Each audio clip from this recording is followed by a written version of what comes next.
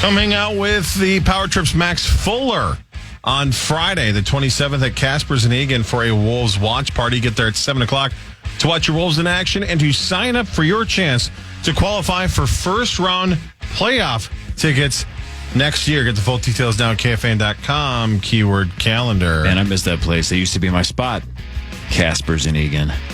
Oh, yeah, great spot. Yeah, I used to go there all the time back in the day. Michael J. Mussman III. There's Ben Leber. Ben Leber. There's Michael J. Mussman III. Hey, you come here often? I'm us. I love you. Hi, buddy. So no Twin Cities live all week? I'm off. I took the day off today. Got it. So there is a show. Kristen and Kelly are co-hosting today, and then after that, no shows. All reruns. Must be nice. Hey, I don't think we've had a chance to talk to you specifically since the Charch Challenge was finalized. That Zach will be the guest on Twin Cities Live sometime this spring as Bad Boy. Just Zach. Just Zach, right? But this is how it works. If anybody else had got Laporta and Goff in the final week, besides me, we would have had 2 or 3 or 4 losers, depending on how it played out. But that's how close it was to having almost everybody except for me lose. But I got the one that put up almost 50 points and pulled away from everybody.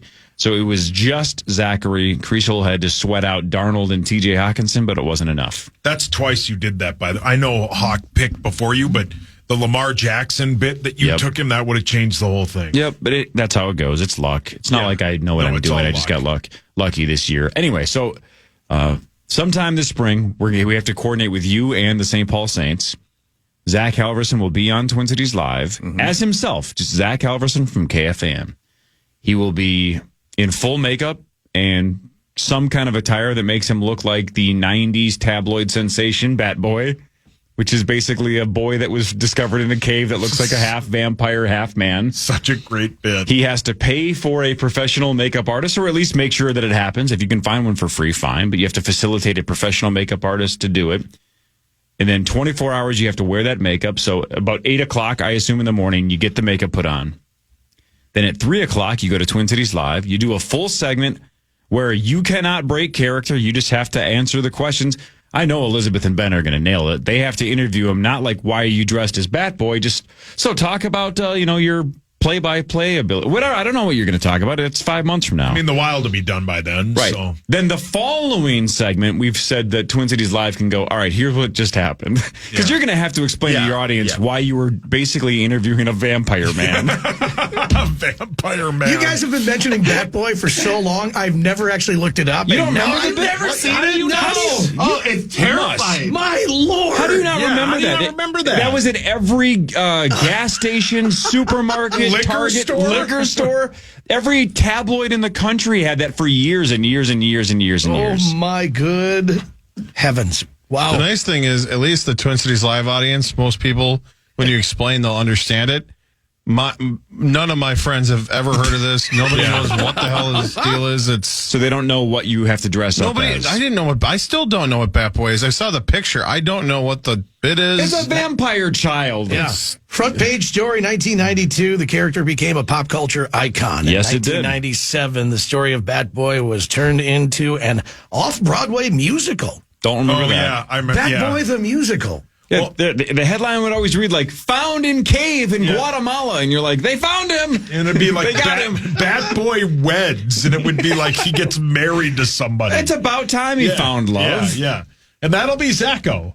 So Ben, what did you do with your old teeth? Maybe he could use that. I know. That's been the joke multiple times. It's the teeth and the ears. Hot ass Randy used to call me Bat Boy. So Ben, what is the what all season long? What has been the reaction of the staff at Twin Cities Live and Elizabeth about how are we going to do this or what are we going to do? They're all jacked. Well, they're all super jacked to be a part of it. Mm-hmm. Nobody's really talked about the details, just because it's one of those things that's like at the time you guys proposed it, it was 6 months in advance. Right. So it's like nothing to worry about yet. We'll think about it when we need to think about it. This is what I will say, though. In all honesty, I think the only person, maybe you, Cory, the only person I think of everybody that played that could make it through a segment and not break would be Zach.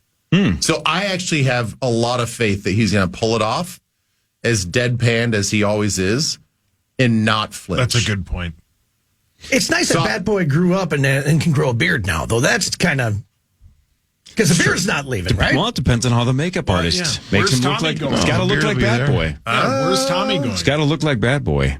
I don't know. You might have to just shave it down a little bit. And again, don't forget, there's so many layers to this. You have to go to Twin Cities Live and do a full segment and not reference in any way why you are dressed as Bad Boy. Mm-hmm. After that, you have to stay in that costume for 24 hours. So if you have to go to the gas station or Target, or if you want to go through a fast food drive-thru, Zachary, technically, you're going to be pulling up to the old window with bat ears. Then you have to go to the Saints game that night and whatever they want you to do, whether it's actually be a bat boy for the team or do some kind of bat-related or vampire-related promotions. The entire game you have to stay.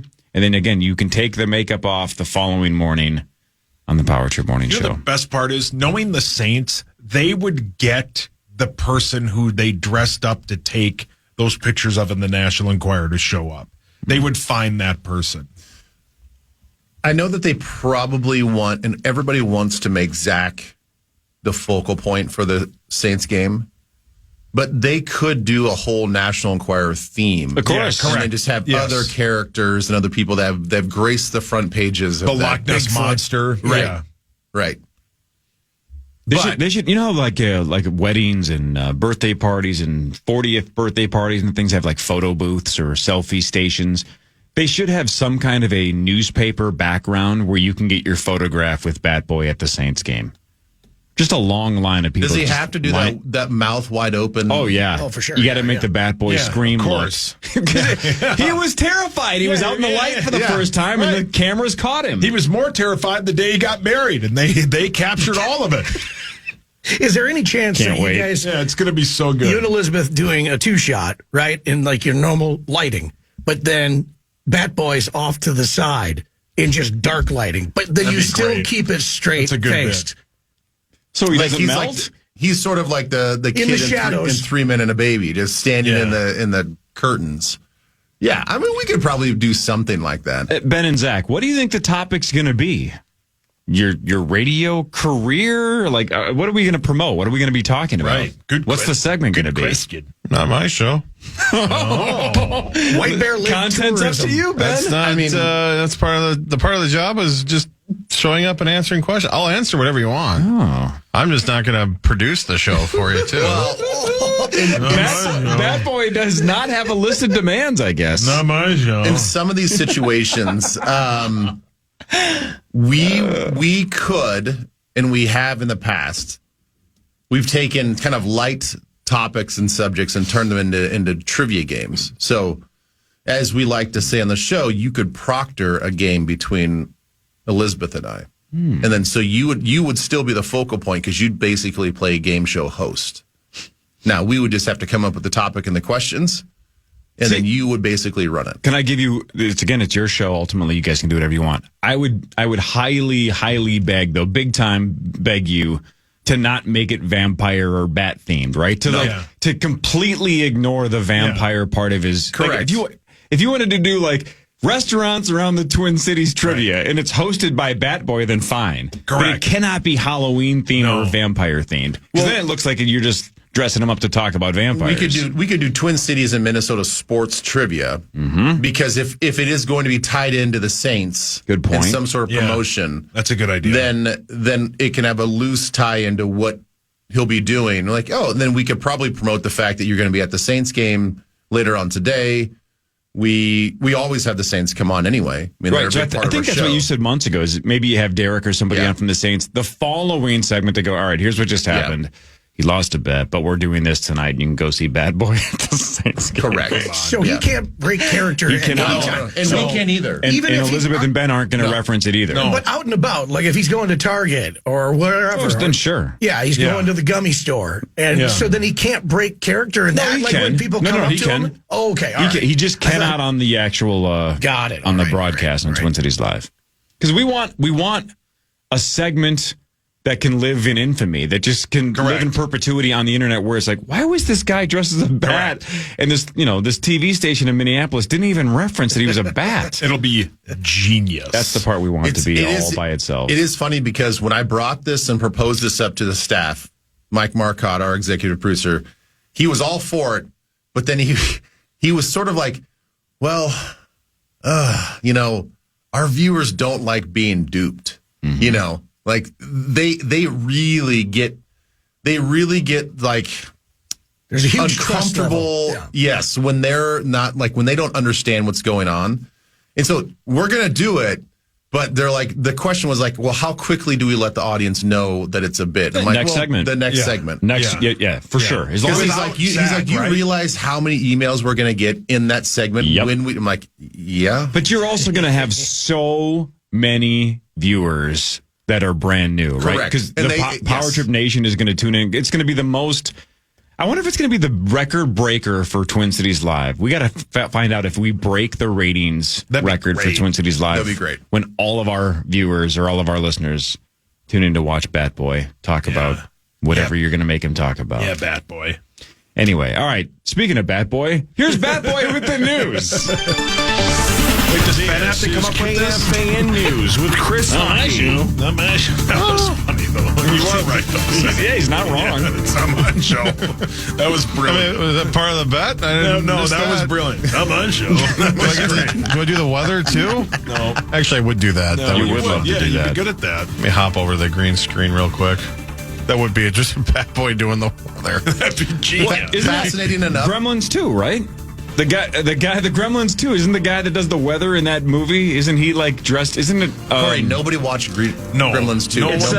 No one has seen that film. The guy from the Monsters. What is that guy's name? Win? Yeah.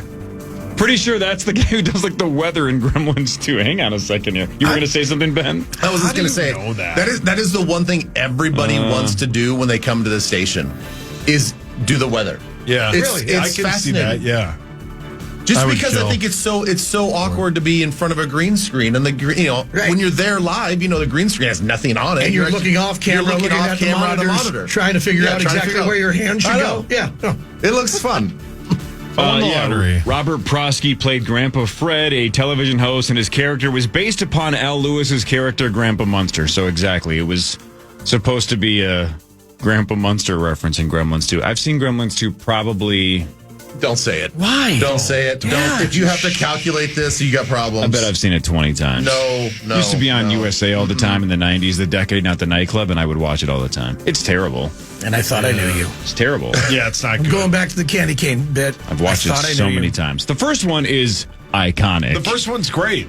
Absolutely a crusher. Second one is hideous. Is hideous, yeah. Zachary, take it away. Thank you, Carbonis. Carbonis Pizza had some cheese bread this morning, leftovers from yesterday, and was very, very good. President Biden is commuting the death sentences of more than 36 people. Biden announced this morning that he condemns the murders he committed, but can't, in good conscience, advocate for the death penalty at the federal level. Biden's administration has imposed a moratorium on executions, and the president says he can't let a new administration resume the executions that he halted. The 3 remaining death row inmates are Robert Bowers, who killed 11 people in the Tree of Life synagogue shooting in Pittsburgh in 2018, Dylan Roof, who killed 9 at a historical black church in Charleston, South Carolina, and Dzhokhar Tsarnaev of the 2013 Boston Marathon bombers. So those are the 3 that are still getting executed? Yes. So Dylan Roof, Robert Bowers, and Dzhokhar Tsarnaev. Probably not how you say it, but close enough. Yeah, good enough. We get it. A Richfield man is accused of shooting and killing a person in a pickup truck that had people inside suspected of breaking into his van. Luke Kane is charged with second-degree murder in the death of Sophia Ohado. Did you say Luke Kang? Luke Kane. We all thought you said Liu Kang from Mortal Kombat. No, great Kane. character. That Liu Kang kick. The best. Police say the defendant confronted the alleged offenders who seemed to be stealing items from his van.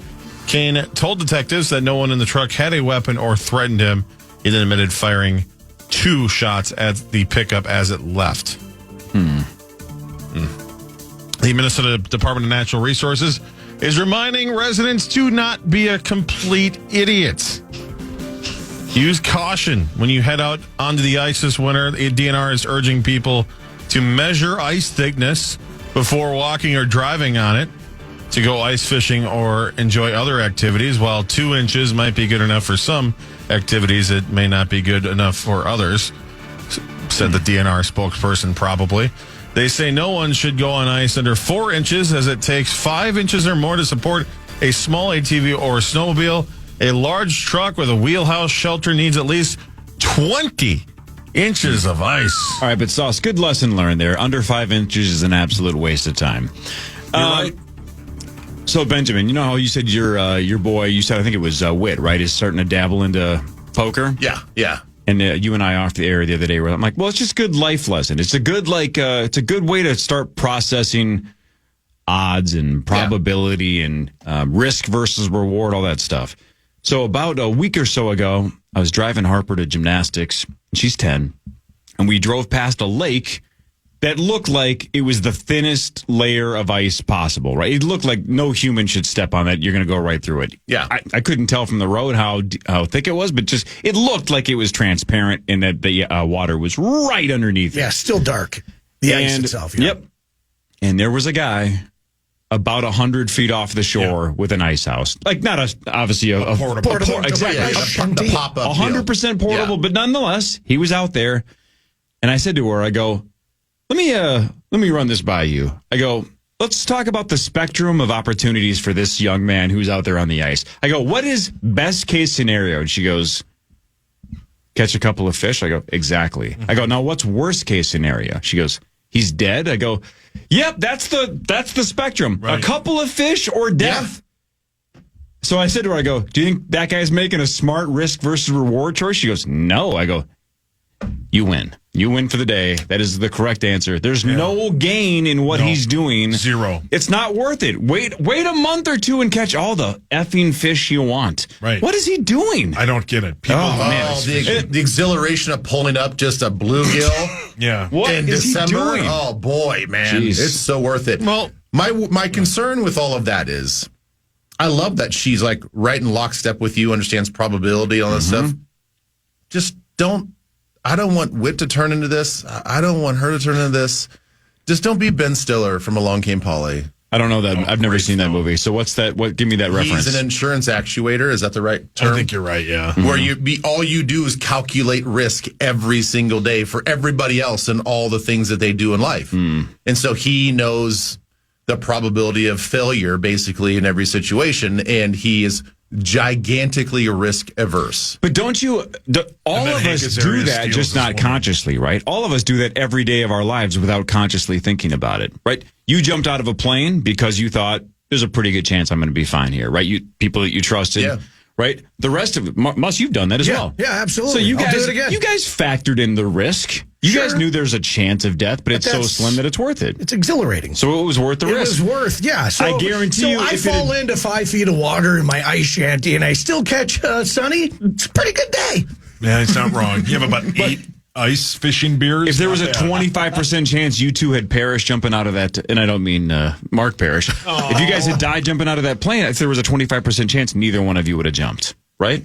25%? No way. Exactly. No way. So all of us do that every single day of our lives. There's no way to calculate that. You're saying the character like consciously was calculating everything. That's a little different. There's like a 60% chance of divorce. People still get married. Well said. Copyright Bill Burr, but sure.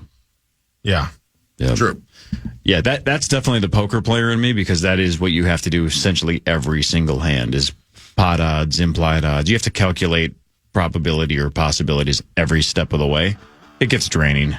That's why they call it gambling. Yeah, there's gambling to it, exactly. Gambling whales. So that guy's out on the ice. He's gambling a little bit.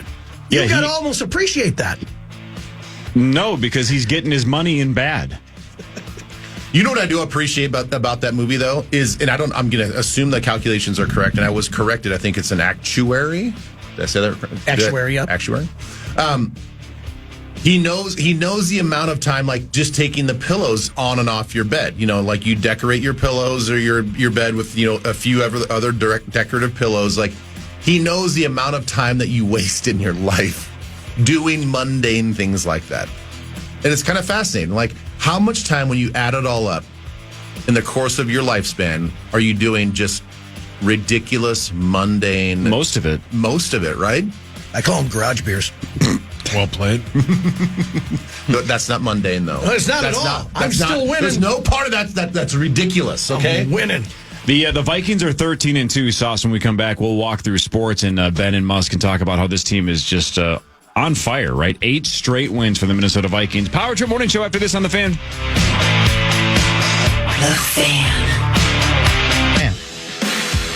Hey, Rubes, this football season, Bell Bank is giving one KFAN listener each week $1,000 to pay it forward to a charity of their choice. Just head over to KFAN.com, keyword contest, learn more, and enter today. That's KFAN.com, keyword contest. All right, sports now. We'll do Vikings news next. Lots to discuss because this team is on a runaway train, Paul. They're just killing it. It's time for Fan 5 on the Power Trip, presented by All Around Property Preservation. The Minnesota Vikings have won 8 straight games after they beat the Seahawks 27-24. Sam and JJ were electric on the eventual game-winning 39-yard touchdown to make it 27-24. JJ for the game had 10 catches for 144 yards and 2 touchdowns. Sam threw for 246 and 3 touchdowns. Theo Jackson had the game-sealing interception on a Geno Smith pass at the end of the game. Whose fault was that, Ben? The receiver or Geno? On which one? On the Theo Jackson interception. I think it was actually Ward who was the reason that well, pass yeah, went Jihad out. had the inside spin and the pressure right in his face. I don't know. Honestly, I haven't watched that one back to see who was at fault. That one looked like to me just a quarterback trying to make a play in a desperation sort of mode, knowing that he was going to get hit or take a sack. And to your point, both of your points is that offensive line, in a hockey term, stood on their head the most of that game because that's a terrible offensive line. They're not great. That was where you saw how bad that offensive line is, and I think they only rushed 3. It may have been Orlovsky. Yeah, he said you can't get. He broke it down after the game. You can't get beat on a 3-man rush in that situation, and they got beat. Yeah, that offensive line showed its true colors during that last play. You'll get a better idea when you look at it there, Ben, but it really looked like it was like you said, the desperation, but I think he was looking at maybe hoping for a 50-50 ball. Yeah. But then his receiver just wasn't in the area where he threw it. Right. There you go. I believe you guys. They're so good. When you talked about JJ and Darnold, my gosh, the last 3 games, 349 yards and 5 touchdowns between the two of them.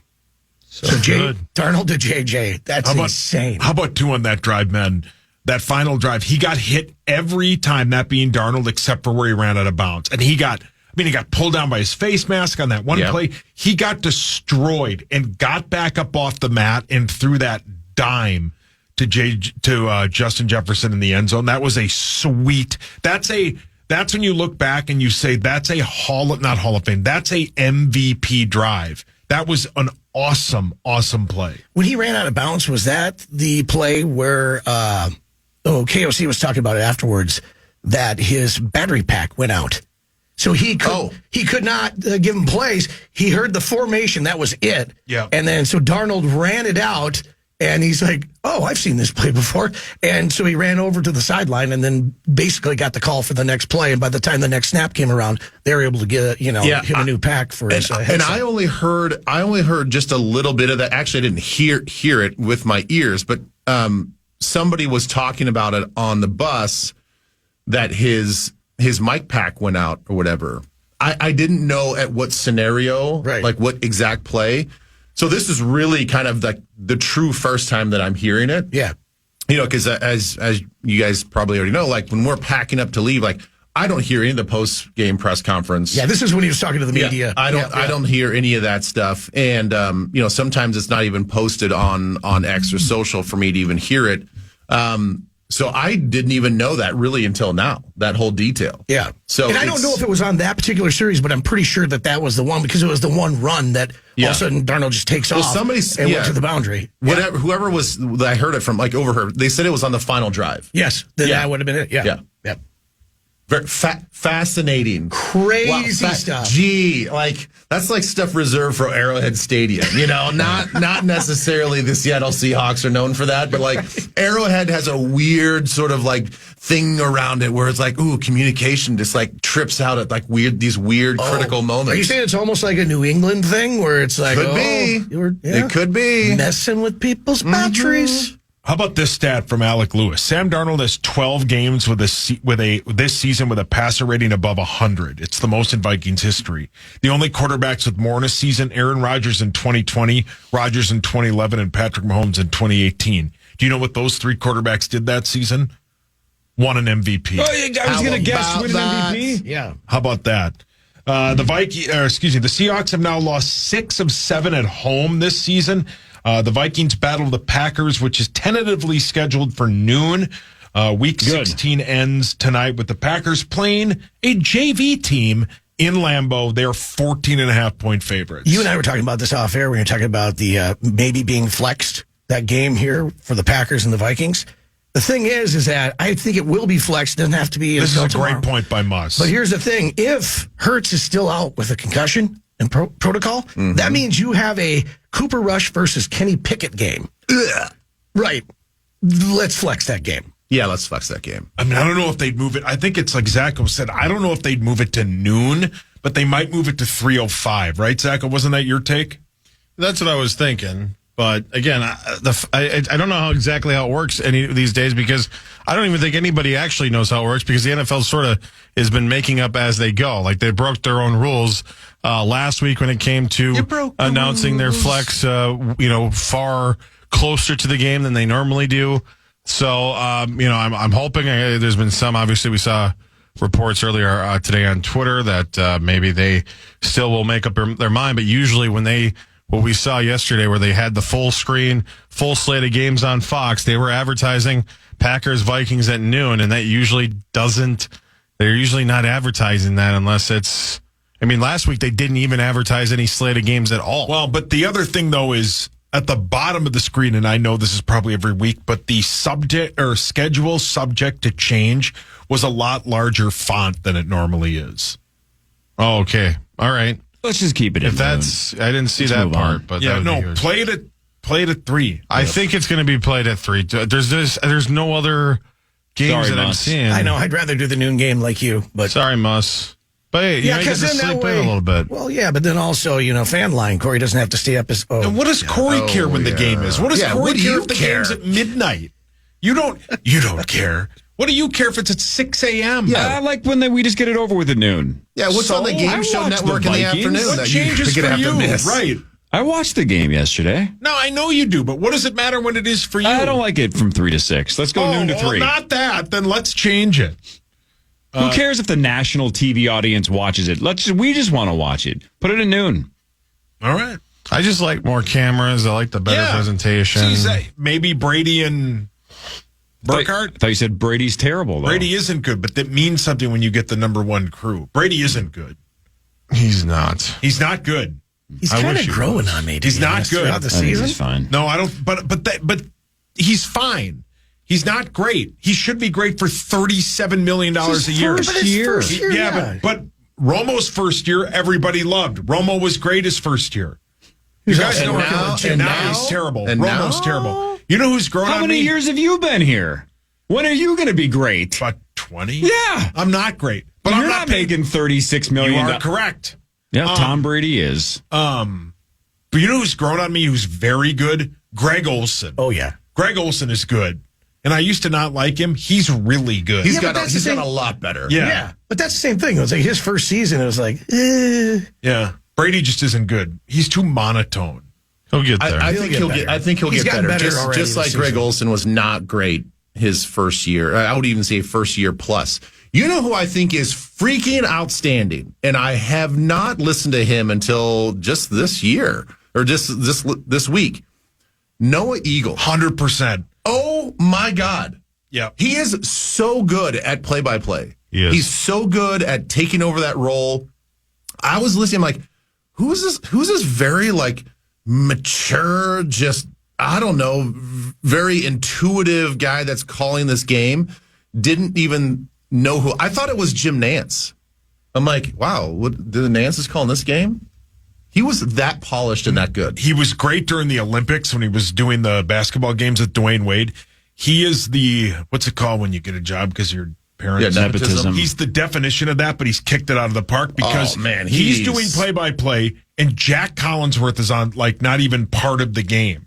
I mean, Noah Eagle is one of the best up-and-coming voices we have. He's outstanding. He's so good. And he's very versatile, too, because he did the Nickelodeon games and was able to kind of keep it friendly for the kid audience, but also, some professionalism as well for the adults. He is one of the greater talents, both football, basketball. Did a great job in the Olympics this summer. A big fan. Yeah. I mean, how old is this guy? He's only probably mid-20s? Yeah. Let's see here. He's 28. 28. Jeez, man. He's got a long career doing this. Yeah. His dad's great, too. Yeah. Good family. His mom's probably good, too. Oh, geez. All your hands up. Woodhawk. Oh, my goodness. Fly like... So are you asking if Hawk would do an eagle? Let's see here. Yeah. He would do Larry Bird's mother. Yeah. He would probably do Brian Cardinal's sister. Yeah. What other bird names do He I would know? do Toucan Sam's mom. Okay, we went to fictional characters, but I'm with you. Oh. How do you know Larry Bird's mom's not fictional? Because he exists. Good point. Or does he? Or does he? Yeah. Well, you believe that Babe Ruth was a fictional character, correct? I do, yeah. Right. So are we sure that Larry Bird existed? Are you sure that any of us exist? Maybe all this is just an illusion in your own mind. No, we all exist. How do you know? I don't know. I don't. Does Muss exist? Do you want him to? Yes. I like Mussy. Vikings news is next. They're 13-2. We'll ask Ben and Muss a bunch of questions about the Vikings game after this on The Fan. The Fan. It's time for Vikings news on the Power Trip, presented by Redco, your truck accessories pro. All right, let's talk about the old situation we find ourselves in, Ben. It looks like now with the Eagles' injury situation and their loss yesterday to the Washington Commanders, it looks like the number one seed in the division, unless either team stumbles this week, is going to come down to the final game. And we're going to have one of those situations where the winner gets the number one seed, the bye, and home field advantage to the NFC playoffs, and the loser goes all the way down to the 5 seed. Yeah. That's how it works, and it's an anomaly. And I know the argument, I'm on this side of the argument that if you have divisions, you probably should reward division winners. It is very frustrating to be potentially 14-3 and be the 5 seed, but it's a weird year that happens. This is like a historically good division this year. Correct. So It's an anomaly. It's a unicorn. Yeah. I don't think that we need to change the rules for something that's going to happen maybe 5% of the time. So, yes, I agree with you. Unfortunately, they're going to have an incredible record, have to go possibly on the road to either Atlanta or Tampa Bay. And both of those teams we would be favored in, but it just sucks that, we don't get the home field advantage. Obviously, US Bank Stadium is a big factor for these teams that are coming in. But look, there are some benefits as well to going on the road, especially in a playoff situation where you can kind of get away from the home field distractions. So I don't know. I think there are some silver linings to it, especially if you're playing against a team that you feel like you should beat for sure. Isn't that how important that win 27-24 in Seattle was yesterday? If you really think about it, I mean, that was playoff atmosphere. Mm-hmm. Seattle was fighting to actually stay in the playoffs and be relevant, possibly in the postseason. That was a must-win game for them. Yes. Right. And so you go on the road and you're in a hostile environment, you're outdoors. I mean, that game might be the impetus. I mean, obviously we'd like to win out, but that game right there might really show what this team actually has in it with the Minnesota Vikings and getting that win. Yeah, I think it was a really important win for them, not only just for the record books, because, everybody's talking about we hadn't won there since 2006, but it just shows you what this team is made of. And for all those things that you just mentioned, the weather was a big factor as well. Yeah. To adjust your game, understand that there might be a little bit of deviation of your game plan, knowing that the ball's going to be a little slicker. You can't maybe be as risky going down the field sometimes throwing the football. We saw early in the game there was one errant throw that Sam had that was like, that looked like it slipped out of his hand, and you're like, I'm not sure he was throwing that to. You kind of play that scenario over and over again, and it's quite possible that ball slips out of his hand and goes into the arms of another defender, and that's completely part of just the weather situation. So to go in a tough environment, as we all know, it is very difficult to travel that far, to play against the home field and play in their elements, and we kind of beat them at their game. I mean, it says a lot about the makeup of this team. Yeah, I just love how being great in big moments has really happened for this team. And especially, yesterday when you got your trailing late, 24-20, you have to get a touchdown, obviously. And then you get that 4-play, 70 yards. That 39-yard touchdown pass was incredible, as we were talking about before. Incredible. The route was that really ridiculous. Was that bad defense? The TV broadcast did point out, I remember, I forget how they said it, but it was something like the safety. Yeah, what is the safety doing there? But it was a long play because Darnold was able to actually extend. Yeah. So that's hard to cover up in the pocket a little bit. The thing is, I don't think that you can't always in every situation have two people on Justin Jefferson. And you could see how in the course of the game, we definitely knew that they were shading a safety, or we saw a lot of 3-by-1 sets where, Addison would be the single receiver on the other side. Somebody else would be the single receiver on the other side, only because we knew, okay, if you're going to shade the safeties, both safeties over to that 3-receiver side where Justin's at, well, we can find some singled up situations on the weak side. So we are getting, KOC is brilliant at finding those situations where, all right, if you're going to double him and you're going to pay extra special attention to him, then we're going to go the opposite direction and do something else. In that situation, I think that safety was just playing his normal coverage. So, yes, you should probably have one eye on Justin Jefferson. But, look, man, I mean, his release off of that line, that has a factor in it as well. I mean, he saw an outside leverage.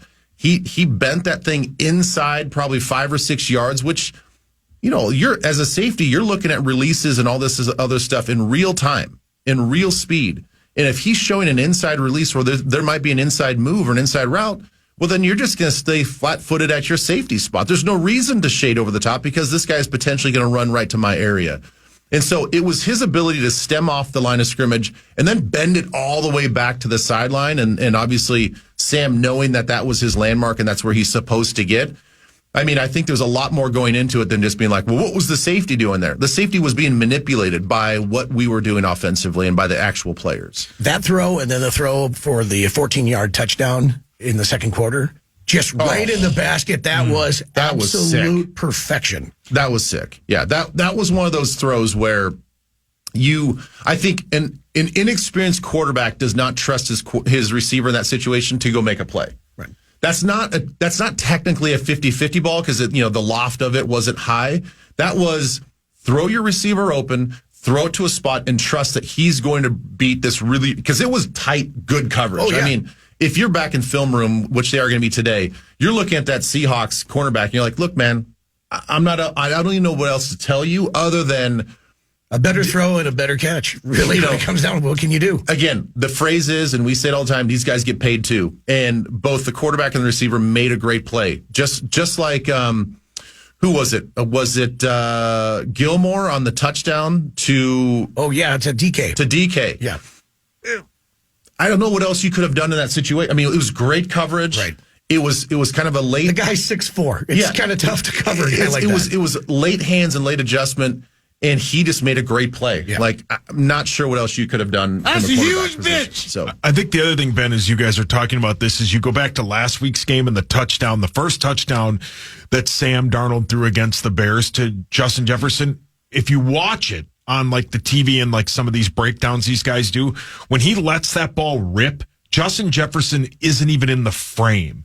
And the thing that we've seen with Sam Darnold is he has the arm talent, but now KOC and this coaching staff has gotten the confidence out of him. The confidence he's playing with, and you knew it. You could see it yesterday when he came out for that drive where they scored that touchdown that was the game winner. He just has a bounce in his step, And even after he got banged up and hit every time, he stood in the pocket and chucked the football. The confidence that Sam Darnold had is undeniable. Well, and that's been this whole season, really, if you look at it, not just with Sam Darnold, and especially later here in the season, but also the defense. It's like when we need a play, when we need a series, we need something big to happen. I mean, Theo Jackson gets the game-sealing pick because Harrison Smith's not playing. Yeah. That's why Theo Jackson's on the field. I mean, it's they get those opportunities and then to actually be able to do it. That's why sometimes in the middle of the games, you get a little nitpicky about like, well, we know what these faces can do. Right. But they're just right now not doing it. You know they have the ability. I just honestly, this is why we're 13-2. Right. Right. And we're having different guys step up in different moments, and it's been awesome. Going back to that game-winning drive for us, let's not forget the ability to withhold certain plays and bring them out at certain moments. Motioning JJ into the backfield as a second running back. Look, it's a 12-yard gain. It's not much. It wasn't the deciding factor on that drive. I mean, we definitely benefited from the defensive face mask for sure. I mean, we can't not talk about how 100%. Big of a play that was. But it's like this Rolodex of plays of like, okay, when we need to have a drive, here's a creative wrinkle that they haven't seen yet. And it resulted in moving the chains and going 12 yards ahead. I mean, it's those little things that do add up. And it's if you're a defensive coordinator, again, it's one more thing that like, when are they going to bring that out again? I don't know. We got to prepare for it. Getting Justin in the backfield. What are we going to do? What kind of call are we going to make? Is the corner going to take that? Now the linebacker has to have awareness that that's Justin Jefferson in the backfield. Like, it's all these little wrinkles that I think are going to add up. And we heard, Brian Flores talk about he's already got a game plan ready to go for the playoffs for calls that he hasn't made all season long. Sweet. Wow. So this is the excitement that gets, this is the thing that gets me excited about the playoffs. It's like, we potentially are going to see a lot more from this football team. Like, you think that you've seen enough? Yeah. There's going to be more that they have in their back pocket. And to your point, that 12-yard wheel route that they ran with Justin also puts you in a situation where you have to get 3 yards and 3 downs, right? Because then if you don't get that, then it's 2nd and 15 and the whole thing changes. That's basically a bread and butter play that they know will work and they know that can get them in a 2nd and long, 3rd and long, because then that changes the whole drive. That play, as you said, Ben, and you're 100% correct, set the tone for that game-winning drive. Yeah. And the other thing I was going to say about Sam is, yes, there's confidence. Yes, there's arm strength. There's accuracy. But what do we talk about all the time with quarterbacks in this league? You have to play with anticipation. You have to. The throw that you're talking about, Sauce, where against the Falcons, that's anticipation. That's understanding coverage. That's understanding how you know that the safety is going to be pulled away and knowing the window that your receiver is going to be in. Whether it's Justin, whether it's Hawkinson, it does not matter. The trust and confidence he has with these guys to anticipate where they're going to be is through the roof, and it is MVP level. And I get it. I understand why everybody around here, including you, Sauce, are banging the table. You have to sign this guy back because inexperienced quarterbacks don't play with that NFL anticipation. Yeah. I get it. So it is going to come down to a very complicated offseason and how we deal with Sam Darnold. But those are the things that every coach wants to have confidence in, is like, my quarterback now has so much experience that he can throw receivers open. He can throw to spots knowing that his guys are going to be there because he can anticipate. And one of the things that we brought up when we'll talk about this the whole offseason is if you do decide to keep Sam, you can flip J.J. McCarthy for a top 10 pick because the quarterbacks in this draft are terrible. Not terrible, but it's not like last year. So there's that to think about it. But let's just get the number 1 seed and take a week off because they need it, and it'd be sweet. I love this. In the last 3 games, Vikings have put up 42 points on the Falcons, 30 on the Bears, and 27 on the road in Seattle. Playing really, really hot. But the one thing that we also haven't touched on at all, Will Reichert. Oh, what a beast. Yeah. 52, 48, and then he had a... Only 5'3". Yes. And then he had the 15-yard extension for the PAT. Yeah. Just nails it. That guy He's great, man. Awesome. They found the right pieces, man. It works. It's exciting. Yeah. Absolutely. And your guy Dallas Turner comes up with an interception. That I mean, kid, he's as we've talked about on and off the air, Ben. He is talk about confidence. He's found something and the fact that, as you said about Brian Flores, who knew that you drop a linebacker back in coverage? well. I'll pump the brakes on that one. Like, these guys are dropping in coverage a lot. Yeah, I mean, okay. Gink is dropping in, Grenard's dropping in coverage. Like, if you're an outside linebacker in this scheme, you have to drop in coverage. This thing does not work without you dropping in coverage, which is why they were able to let Daniil Hunter go, because he was not fitting for what he wanted. I thought the curious part was, did you guys see Harrison Phillips drop in coverage? Yes. No. I did. Now That's a weird one. that with Jihad Ward, I don't know if He got the tackle over the middle on fans. Yeah, though. I don't know he if I did. agree with those type of guys dropping in coverage, but he is experimenting with different looks to try to fool the offensive line. Those guys were lined up as defensive ends, dropping in the middle of the field. Now, they're not going to give you much. They are a body presence. It is a different colored jersey, but I don't know if those are the guys that you want playing in space. And lastly, if the season ended today, we would go to 8-7 Atlanta and play a rookie quarterback in the playoffs. Who can rip it, man? He's good, but I know, I get it. I mean, facing a scheme like this, everybody would be favoring the Vikings over, against a rookie quarterback with only a handful of starts. Right. Yes. All right, Fan 5 in a second. We'll talk about some other randomness during headlines later as well with Muss and Ben Leber. This is the Power Trip Morning Show on the Fan. You wake up, put on your Ray-Ban Meta glasses. You're living all in. You realize you need coffee, so you say, Hey, Meta, how do I make a latte? Brew 2 shots of espresso. after Meta AI gets you caffeinated, you're ready for some beats. Hey, Meta, play hip-hop music. You head to meet some friends, but can't remember the place. Hey, Meta, call Eva. Ray-Ban Meta glasses, the next generation of AI glasses. Just say, hey, Meta, to harness the power of Meta AI. Shop now at meta.com/smartglasses.